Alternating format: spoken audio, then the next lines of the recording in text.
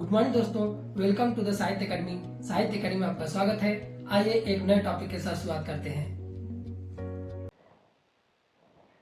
आप एक बात ध्यान रखें कि इस टॉपिक से लगभग सभी प्रतियोगी परीक्षाओं में आपके सामने 1, 2, 3 या इससे अधिक भी प्रश्न देखने को मिल जाते हैं। लेकिन आप इस अलंकार को जब पढ़ें तो बड़े ही सावधानी से पढ़ें, समझें, ताकि आपको एक बार में ये समझ आ जाए कि अलंकार की पहचान कैसे की जाए और हमें बड़ी ही आसानी से परीक्षाओं में जितने भी 2-4 नंबर के जो प्रश्न बनते हैं वो हमें आसानी से सही हो जाए। इसको ध्यान में रख करके हम इस अलंकार को पढ़ने की कोशिश करेंगे और समझेंगे। देखिए, पहले अलंकार किसे कहते हैं, तो अगर आप देखेंगे तो आपको साधारण तौर पर सुनने को मिलता है कि काव्य की शोभा बढ़ाने वाले जो तत्व हैं अलंकार हैं। ठीक है, तो सही बात है। और वहीं से बात अपनी स्टार्ट करते हैं। तो हमने भी लिखा है कि काव्य की शोभा बढ़ाने वाले तत्व को क्या कहते हैं, शब्द को अलंकार कहते हैं। अब देखिए, एक तो यहाँ से प्रश्न बन जाता है कि अलंकार किसे कहते हैं। तो आप कह सकते हैं काव्य की शोभा बढ़ाने वाले जो शब्द हैं वो क्या कहते हैं, अलंकार कहलाते हैं। अब देखिए आगे, अब अगला एक आप विकल्प है कि अलंकार में आलम और कार दो शब्द है, जो आलम का अर्थ होता है सजावट। और पूछ सकता है कि अलंकार जो है शब्द है, इसमें इसकी समासिक विग्रह या इसका विग्रह क्या है, या अलंकार का शाब्दिक अर्थ क्या है। तो आप कह सकते हैं अलंकार का शाब्दिक अर्थ है आलमधर कार। तो अब इसमें से आलम का अर्थ होता है सजावट। अब देखिए, एक अगला प्रश्न ये भी बनता है किया, और अलंकार का सर्वप्रथम जो काव्य शास्त्रीय परिभाषा देने वाले जो आचार्य थे वो दांडी थे। दांडी ने सबसे पहले काव्य शास्त्रीय परिभाषा दिया और भरत मुनि ने इसे सर्वप्रथम अपने नाट्यशास्त्र ग्रंथ उनकी है उसमें अलंकारों की उल्लेख किया। अब एक प्रश्न ये भी बन के आता है कि अलंकारवादी जो कवि हैं, सर्वप्रथम अलंकारवादी कवि किसे माना जाता है। तो आप कह सकते हैं कि सर्वप्रथम जो अलंकारवादी कवि हैं वह हिंदी के सर्वप्रथम अलंकारवादी कवि केशव को माना जाता है। ठीक है, ये बात हो गई। अब आगे देखिए, अब बात आता है कि अलंकार के कितने प्रकार होते हैं और अलंकार का वर्गीकरण किसने किया।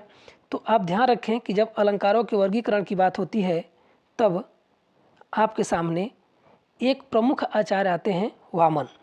वामन ने सर्वप्रथम अलंकारों की वर्गीकरण करने की बात की या वर्गीकरण किया। अलंकार का वर्गीकरण जब वामन ने किया तो उसके दो आधार बनाए, और अलंकार जो है उसमें शब्दालंकार और अर्थालंकार दो प्रकार अलंकारों के बताए। लेकिन कुछ आचार्यों ने अलंकारों के प्रकार में एक तीसरा प्रकार उभयालंकार को भी दिया है। बहुत से पेपर में अगर यह कहता है कि वामन के अनुसार या कितने प्रकार के अलंकार होते हैं, तो आप कह सकते हैं वामन के अनुसार अलंकार के दो प्रकार होते हैं। या ये कहें कि मुख्य रूप से अलंकार कितने प्रकार होते हैं, तो आप कह सकते हैं अलंकार के मुख्य रूप से अलंकार के दो प्रकार होते हैं, वो भी शब्दालंकार और अर्थालंकार। लेकिन अगर आपसे ये कहें कि अलंकार कितने प्रकार के होते हैं, तो आप कहेंगे कि अलंकार 3 प्रकार के होते हैं, क्योंकि तीसरा अलंकार उभय अलंकार को भी शामिल किया गया है। बहुत से परीक्षाओं में आपसे उभय अलंकार को भी पूछ लेता है और पूछता है इसमें से अलंकार हैं शब्दालंकार, अर्थालंकार, उभय अलंकार, तो आप कहेंगे तीनों हैं। या फिर एक कहें कि इनमें से अलंकार हैं 1, 2, 3, 4, 5, तो आप उसमें से 3 को लगाएंगे। ठीक है, और मुख्य रूप से अगर गौण रूप से पूछता है तो फिर आप उसमें अंतर करके देखेंगे। अब बात आती है अलंकार के प्रकारों की। तो अलंकार के प्रकारों की बात करें तो अलंकार के प्रकार में आपके सामने शब्दालंकार, अर्थालंकार, उभयालंकार, तिरलंकार हो गए। अब शब्दालंकार किसको कहते हैं और शब्दालंकार में कितने अलंकार आते हैं ये देख लें। शब्दालंकार की परिभाषा जो देते हैं आचार्यों ने दिया, शब्द के आधार पर, जब शब्दों के आधार पर हम काव्य में अर्थ को ग्रहण करते हैं तो वहाँ शब्दालंकार होता है, और अर्थ के आधार पर जब हम काव्यों में अर्थ के आधार पर जब काव्य का वर्गीकरण करते हैं और उसके अर्थ को ग्रहण करते हैं तब हम अर्थालंकार कहते हैं। ये महत्वपूर्ण अलंकार हैं शब्दालंकार और अर्थालंकार। इस शब्दालंकार की परिभाषा के साथ अगली स्लाइड में देखते हैं। अब देखिए, शब्दालंकार की बात करते हुए हमें 4 प्रकार से, मुख्य रूप से तो 5 प्रकार के अलंकार होते हैं, लेकिन यहाँ पे अलंकार जो आता है वो शब्दालंकार की बात करें तो पहले अलंकारों में आता है आपके सामने अनुप्रास अलंकार। शब्दालंकार में पहले अलंकार आता है आपके सामने अनुप्रास अलंकार। दूसरा आता है यमक अलंकार, तीसरा श्लेष अलंकार, ये श्लेष अलंकार होगा, चौथा आता है वक्रोक्ति अलंकार, पांचवा होता है विप्सा अलंकार। ठीक है। और वैसे ही अर्थ के आधार पर अगर बात करें तो पहला आता है रूपक अलंकार, दूसरा होता है उपमा अलंकार, तीसरा होता है उत्प्रेक्षा अलंकार, चौथा होता है अतिशयोक्ति अलंकार, पांचवा होता है अनुयोक्ति अलंकार, छठवां होता है संदेहा अलंकार, आठवें नंबर पर दीपक अलंकार और फिर व्यवहावना अलंकार। ठीक है। तो आगे देखते हैं अब शब्द के आधार पर अलंकार के कैसे पहचानेंगे। तो शब्द के आधार पर जो हमारा पहला अलंकार होता है उसे हम बोलते हैं अनुप्रास अलंकार। पहले हमने पढ़ा अनुप्रास अलंकार। तो शब्द के आधार पर जो अलंकार है, पहला अलंकार हमारा अनुप्रास अलंकार है। अनुप्रास अलंकार किसे कहते हैं? जिस अलंकार में वर्णों, व्यंजनों या वर्णों, अब व्यंजन जानते हैं और वर्ण भी जानते हैं आप, व्यंजन या वर्ण की बार बार आवृत्ति होने के कारण जो चमत्कार उत्पन्न होता है वहाँ अनुप्रास अलंकार होता है। अब देखिए वर्ण की बात आई है तो लिख देता हूँ मैं, जैसे क वर्ण, ठीक है, क वर्ण, क ख ग घ, ऐसे पूरा क ख ग घ, ऐसे करके जो व्यंजन है, जितने व्यंजन हैं उनमें वर्ण है और वर्ण के साथ वर्ग भी, वर्ग, ठीक है, वर्गों की भी बात होती है, जैसे क वर्ग, च वर्ग, ट वर्ग, त वर्ग, प वर्ग, ते हैं। तो जिस अलंकार में व्यंजन या वर्ण की आवृत्ति बार बार हो वहाँ पर अनुप्रास अलंकार होता है। अब देखें कि वहाँ पर अनुप्रास अलंकार होता है, एक परिभाषा में हो गया। अब आपके सामने कि कंकन किंकिन निपुर धुन सुनी। अब देखिए जैसे मैं कंकन किंकिन निपुर धुन सुनी, अब कंकन किंकिन में देखें तो आपके सामने क वर्ण की आवृत्ति बार बार हो रही है और किंकिन नुपुर के बाद देखिए धुन सुनी, यहाँ पे देखिए अभी न है, धुन में भी न है और सुनी में भी न है, तो यहाँ न वर्ण की आवृत्ति हो रही है। तो जिस अलंकार में वर्णों की आवृत्ति बार बार हो वह अनुप्रास अलंकार है। एक बात तो ये समझ में आ गई। इसको सीधा समझने का अर्थ है कि जिसमें वर्ण की आवृत्ति बार बार होगी वह अनुप्रास अलंकार कहलाएगा। अब देख लेते हैं, इस आधार पे अनुप्रास के कुल 6 भेद बताए गए हैं। 6 भेद में पहला भेद होता है छेकानुप्रास। अब छेकानुप्रास क्या होता है इसके बारे में देखिए। जहाँ वाक्य चातुर्य, वाक्य से परिपूर्ण के माध्यम से एक से अधिक वर्णों की आवृत्ति हो, मतलब जो वाक्य है, जो वाक्य है, वाक्य चातुर्य के कारण, वाचक चातुर्य करने का मतलब जो वाक्य परिपूर्ण है अपने आप में, उस परिपूर्णता के कारण जहाँ अर्थ की आवृत्ति हो रही है, अर्थ की प्राप्ति हो रही है वर्णों के माध्यम से, वहाँ क्या होता है हमारा छेकानुप्रास कहते हैं उसे। अनुप्रास का एक भाग छेकानुप्रास, पहला छेकानुप्रास कहते हैं। जैसे इस करुणा कलित हृदय में क्यों विकल रागिनी बजती, हाहाकार स्वरों में क्यों असीम वेदना गरजती। अब देखिए इस करुणा कलित हृदय में, ये जयशंकर प्रसाद की कहानी की पंक्तियां हैं। इस करुणा कलित हृदय में, अब देखिए यहाँ पे करुणा और कलित दोनों में क्या है, क है, ठीक है, क है, और विकल रागिनी बजती, ठीक है। आगे देखिए हाहाकार स्वरों में क्यों वेदना गरजती। अब देखिए कार और स्वरों में भी देख लीजिए, कार में भी र है और स्वरों में भी र है, तो यहाँ पर क्या हो गया छेकानुप्रास। और वाक अपने आप में पूर्ण है, इसलिए वाक्य परिपूर्ण छेकानुप्रास भी कहते हैं। आपसे पूछता है कि ये जो अलंकार है कौन सा अलंकार है, तो आप कहेंगे कि यह अनुप्रास अलंकार है। और अगर और डीप में पूछता है कि यह अनुप्रास अलंकार के कौन से भाग का है, तो आप कहेंगे छेकानुप्रास का है। आगे देखिए अगला आता है वृत्त्यानुप्रास। छेकानुप्रास का दूसरा भाग है जो अनुप्रास में आता है। पहला छेकानुप्रास, दूसरा आता है वृत्त्यानुप्रास। वृत्त्यानुप्रास में जहाँ अनेक वर्ण अनेक बार आए वहाँ वृत्त्यानुप्रास होता है। जैसे अनेक वर्ण अनेक बार आए, इसका मतलब कि एक से अधिक वर्ण वहाँ आते हैं और वहाँ वृत्त्यानुप्रास होता है, ठीक है, तो जहाँ एक से अधिक वर्ण है या वहाँ वृत्यानुप्रास। अब देखिए कलावती केलीवती अली नंदजा, कलावती केलीवती। अब कलावती में देखिए क भी आ गया और ल भी आ गया। ऐसे दूसरे में देखिए केली में भी क आ गया और ल आ गया। तो क और ल दो दो वर्ण साथ में आ रहे हैं, इसलिए वृत्यानुप्रास में एक से अधिक वर्ण साथ साथ आते हैं, वहाँ वृत्यानुप्रास होता है।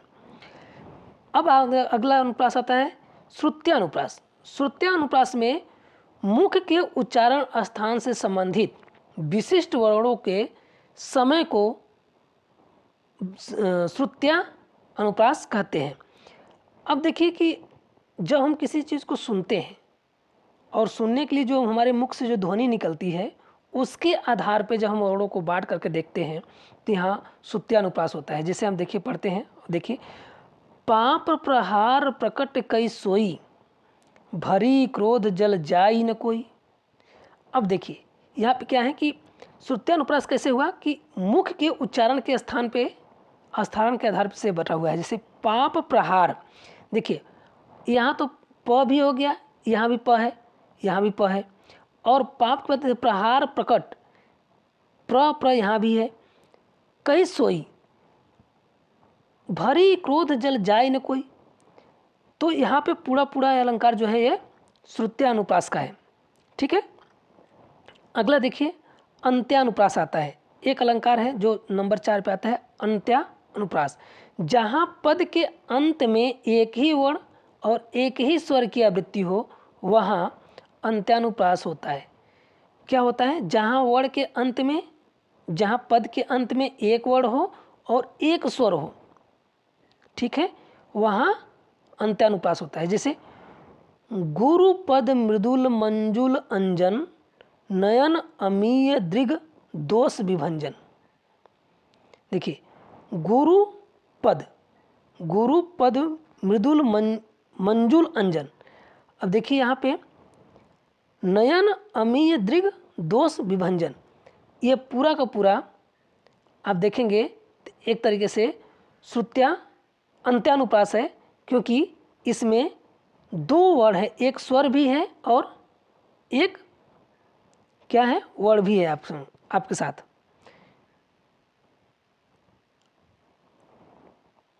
अगला देखिए लटानुप्रास।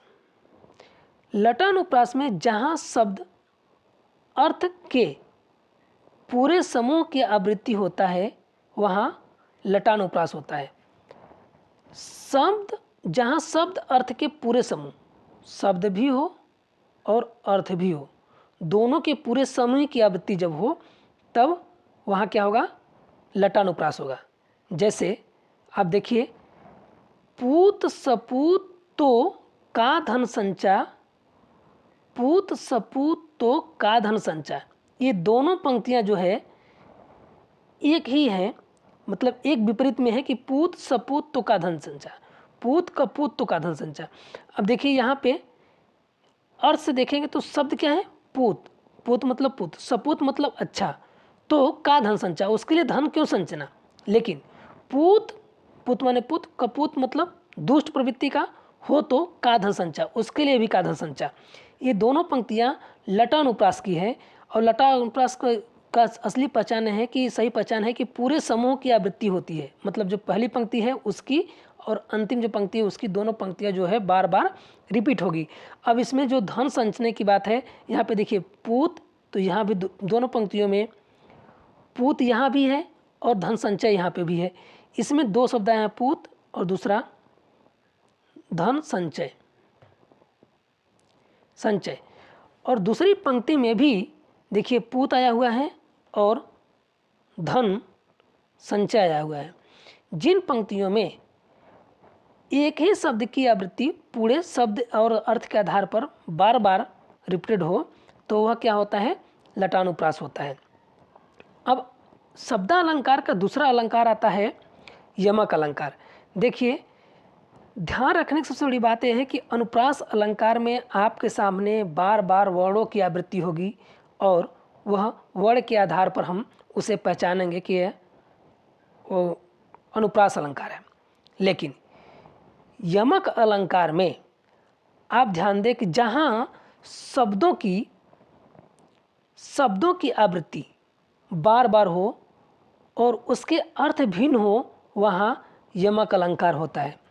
अनुप्रास में देखा था आपने कि यहाँ पे क्या था, वर्ण था, वर्ण या व्यंजन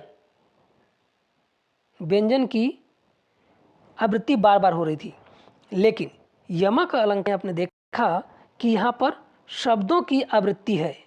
ठीक है, तो ध्यान रखने की बात है कि यहाँ पर यमक अलंकार में शब्दों की आवृत्ति बार बार होगी और उन शब्दों के आधार पे जो है हम उसके अर्थ को निकालेंगे। आगे देखिए, लिखा है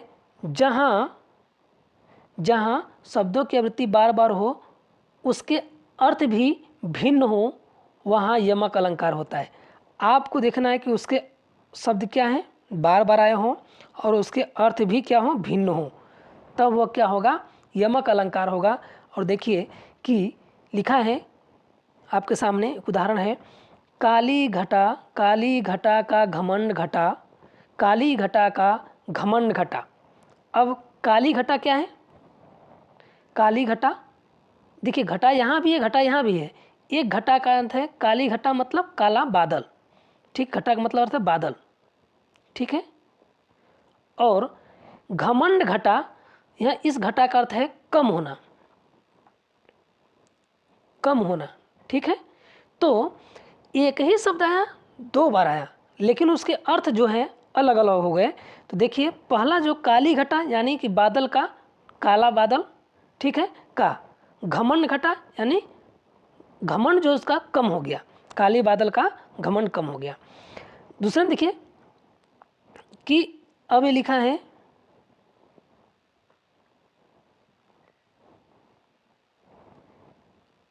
कनक कनक ते 100 गुनी मादकता अधिकाय, कनक कनक ते 100 गुनी मादकता अधिकाय। अब यहाँ पे देखने की बात है